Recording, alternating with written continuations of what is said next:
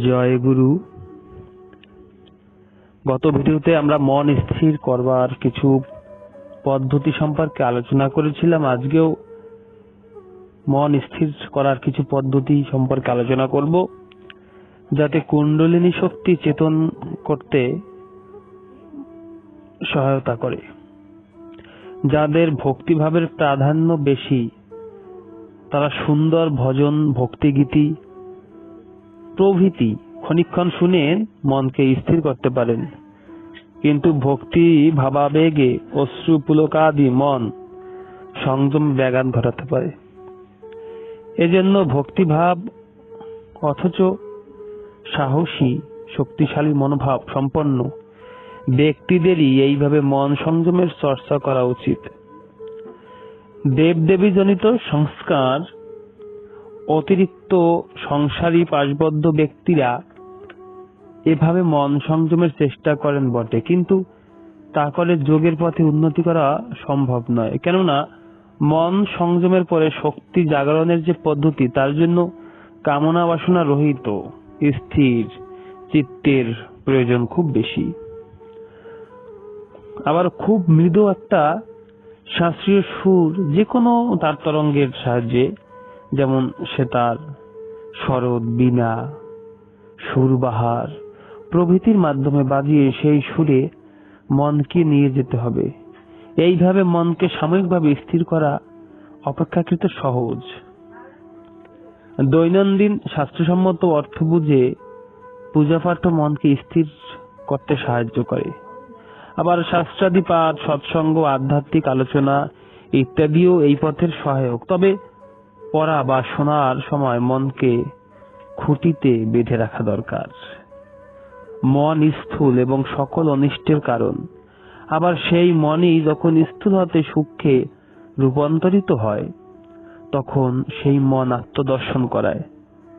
বিশ্বের সমস্ত অনিত্য বস্তুর প্রতি মমত্ব, আকর্ষণ এবং তার ফলে উদ্ভূত সংস্কার ও সৃষ্টির মূলই হচ্ছে কর্তাহম ইতি মন্যতে ভাবা বা অহংভাব। আমি কর্তা, এই ভাব। 6 রিপু, পঞ্চ তন্মধ্য এবং 10 ইন্দ্রিয় দ্বারা মন অহংবোধে কাজ করে এবং তার ফলস্বরূপ আমাদের স্পর্শ করে। মনের ধারা নিম্নমুখী। এই নিম্নমুখী ধারার গতিপথ যোগীরা পরিবর্তন করে ঊর্ধ্বমুখী করেন। জল বা বরফ সর্বদাই উঁচু থেকে নিচে নেমে যায়, কিন্তু যদি তাদের সূক্ষ্মে পরিণত করা যায়, অর্থাৎ বাষ্পীয় কণা, তবে কিন্তু তার গতি ঊর্ধ্বমুখী হয়। এজন্য জলের সাথে তাপ ও বায়ুর সংমিশ্রণ সহযোগ চাই। মনকে স্থূল থেকে সূক্ষ্মে রূপান্তরিত করতে পারলে সে ঊর্ধ্বগামী হয়। এজন্য মনের তাপ ও বায়ুর সহযোগ প্রয়োজন। প্রাণ সেই কাজটি করতে পারে। মন ও প্রাণের সংযম ক্রিয়া দ্বারা এটি সম্ভব। স্থূল মনে সূক্ষ্মে রূপান্তরিত হয়ে প্রাণ হয়, তাই প্রাণের সাধন বা প্রাণায়াম ক্রিয়া করা হয়। এই প্রাণায়াম নাকটেপা প্রাণায়াম নয়। যৌগিক প্রাণায়াম করলে প্রাণ শক্তির উত্থান হয় এবং মেরুদণ্ডের সঙ্গে যুক্ত চক্রগুলির জাগরণ হয়। প্রাণায়াম প্রসঙ্গ পরে আলোচিত হবে, এখন না। প্রথমে বলা হয়েছে মনকে স্থির ও একাগ্রী করার চেষ্টা করা উচিত। মন ও প্রাণের মধ্যে রয়েছে খরস্রোতা, গভীর কামনা বাসনা রূপ প্রকৃতিজাত ধারা।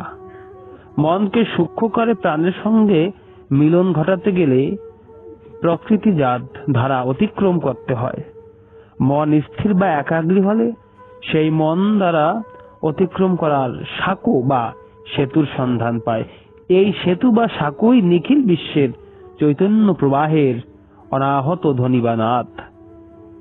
শিব হস্তে ডমরু বা ডমরুধ্বনি এক রূপক। সাধক যখন মন স্থির করে একাগ্রী চিত্তে অবস্থান করে, তখন এরকম ধ্বনি বা শব্দ শুনতে পায়। শাস্ত্রে বহু রকমের ধ্বনির কথা উল্লেখ রয়েছে।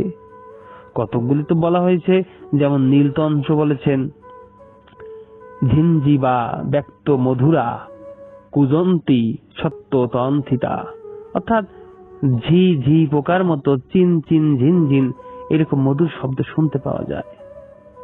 স্বরচক্রে বলা হয়েছে কুজন্তী কুন্দ কুণ্ডলিনীর মধুরম মত্তালিমালা স্ফুটম, অর্থাৎ মধুমত্ত মৌমুচির মতো মধুর গুনগুন শব্দ শ্রুত হয়।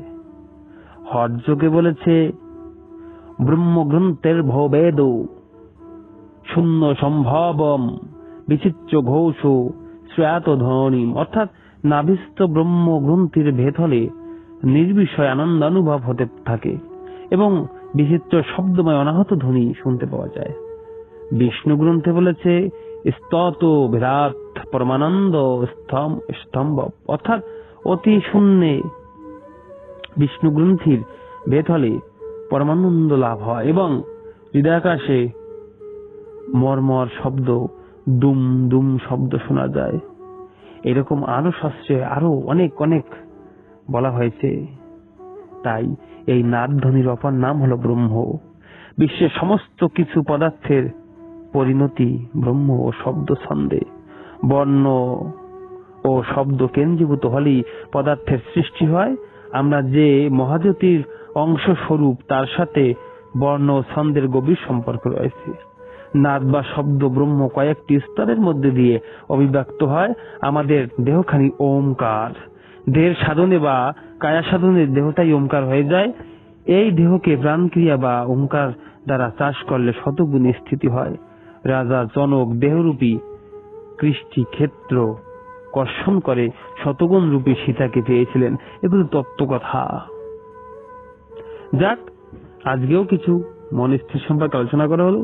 পরবর্তীতে আরো বিতর্কগত আলোচনা করার চেষ্টা করব। আপনারা সবাই ভালো থাকবেন। জয় গুরু।